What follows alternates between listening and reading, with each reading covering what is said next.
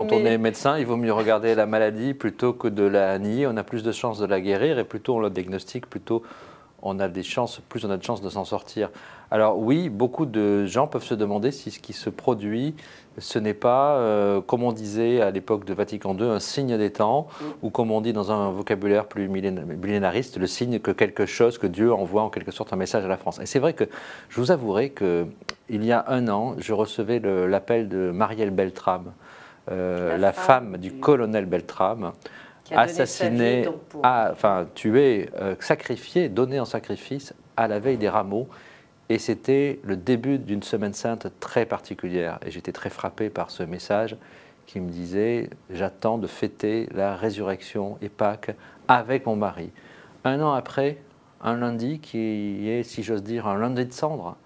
Et alors du coup, on se demande qu'est-ce que ça veut dire. Pour moi, c'est une apocalypse, mais pas au sens où on l'entend dans le vocabulaire commun, une fin du monde. Pas du tout, je ne pense pas qu'on soit à la veille de la fin du monde. En tout cas, je ne suis pas au courant, je n'ai pas d'informations particulières. Mais c'est une occasion de se convertir, une révélation. Qu'est-ce que ça révèle? Ça révèle finalement qu'on a un attachement profond dans ce pays au christianisme, alors même qu'on croit en être débarrassé.